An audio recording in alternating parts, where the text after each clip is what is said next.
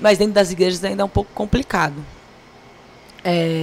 Eu acho que é importante a gente entender o que é a nossa igreja, né? Entender por que uma mulher é pastora na Cristã da Família, né? Então, a nossa igreja, quando você vai falar disso, existem duas posições, basicamente, que são os igualitaristas e os complementaristas. Então, os igualitaristas entendem que o homem e a mulher são iguais em essência, em função e ok. E os complementaristas não. A gente é igual em essência, em importância diante de Deus, porém com funções diferentes.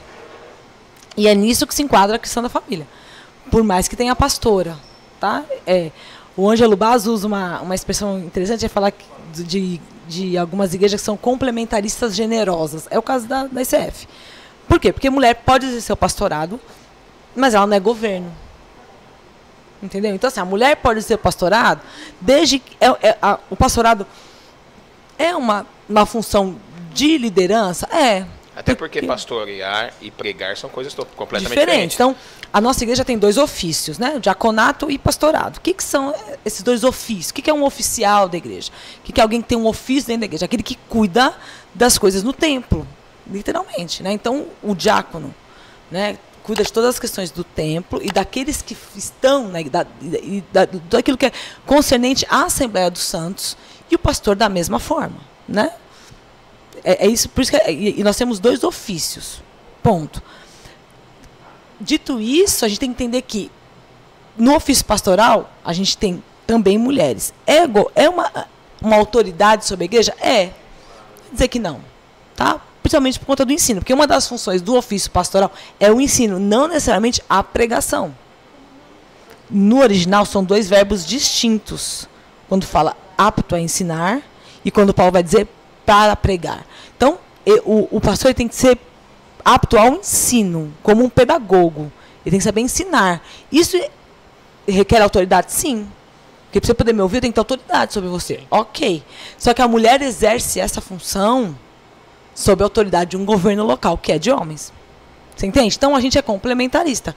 Generoso, mas é uma igreja complementarista. Nós não somos igualitaristas. Então, a gente não vai ter como algumas igrejas, algumas igrejas metodistas, algumas igrejas luteranas, onde a presidente da igreja onde a mulher é bispa ou episcopisa e o marido é pastor. Entende? A gente não vai ter o presidente da Vila Mariana e o André pastor da igreja. Nós não temos esse modelo. Eu, presidente do conselho da Cristã da Família, e o meu marido, entendeu? Então não existe isso. Então a gente é uma igreja complementarista. Então, é uma questão de fé, Caio. Quando você pega todos os argumentos, porque tem textos difíceis, talvez o texto mais difícil seja o texto de 1 Timóteo, que tem a interpretação do igualitarista e a compreensão do complementarista. A teologia é uma ciência que não é exata. Ela tem a base ali das verdades, tal, mas ela não é uma ciência exata. Então, ela vai trabalhar com interpretações. E aí você pega a interpretação de um e de outro. Isso é com relação ao ministério feminino, com relação ao batismo, certo? Tem batismo por imersão, batismo por aspersão.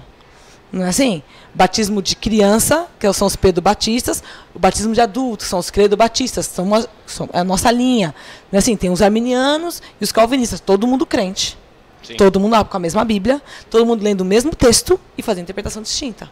Então, acho que o importante nisso tudo é nós, enquanto cristãos da família, entendemos por que nós temos. Então, nós pegamos esses textos aqui e entendemos que mulher pode exercer esse ministério livremente. Por conta de Romanos 16, porque a gente acha que 1 Coríntios 11 invalida uma interpretação de 1 Coríntios 14, porque 1 Timóteo 3 a gente acha que a mulher ali ela tem que ficar calada no sentido de não poder trazer nenhum ensino autoritativo. Então, assim, a gente se encaixa bem nisso e está tudo certo. Aí um assentamento de fé. Entende? E aí, com relação aos de fora, a minha igreja entende assim, tem pesos pesados na teologia que vão ser a favor disso, e ok, acho que é isso que a gente precisa entender direitinho. E essa liderança que você comentou, ela não é imposta, né? Ela é conquistada, mas conquistada no sentido não de conquistar para ser um ser superior, mas uma conquista de ser reconhecida, né? ser reconhecido como líder. Então, acho que a mulher exercer essa liderança quando ela é reconhecida é muito mais fácil do que a gente sabe que tem muitos lugares que é imposta a liderança. Exatamente. Então, assim, tanto do homem quanto da mulher. Exatamente. Então, assim, a mulher do pastor é pastora? Exatamente. Entende? Ou o marido da pastora, porque nós temos pastoras, irmãos, né, para quem é da ICF, cujo marido não é pastor, né, pastoras ordenadas. Então, assim, aí o marido da pastora é pastor? Por conta disso? Ou ela tem menos autoridade porque o marido não está no ministério com ela? Ou o marido tem menos autoridade porque a esposa não é pastora? Então não tem isso, aí você tem que colocar. Né? Então você traz um peso sobre quem não tem, você traz um jugo, você traz uma régua que não é para ter. Então, enfim, e isso é reconhecido. Como que o... Porque assim, uma coisa que... Até falei no curso, a gente tem uma aula, né, no curso de formação pastoral, que a gente fala sobre isso. Nós somos uma igreja que trabalha nas casas, né, com PFs, e é uma igreja que anda em discipulado, certo? Então, é fácil da gente confundir o dom pastoral do ofício pastoral. Esse é um recorte que geralmente os reformados fazem, né, mas que eu gosto muito e que eu aplico quando eu vou falar disso. Porque a pessoa que está em PF, que é um líder de PF, que discipula pessoas, ele flui no dom pastoral, e muitos dos nossos irmãos têm esse dom pastoral. Nossa, cuida, aconselha, olha lá. Quando que eu vou saber se esse cara ou essa mulher tem um ofício pastoral? Porque é diferente. Você entendeu? Uma coisa é você liderar PF, discipulo 10, tá. Discipula mesmo? Mas tudo bem, discipulo 10, tá. Como é que eu vou saber que você tem um ofício pastoral?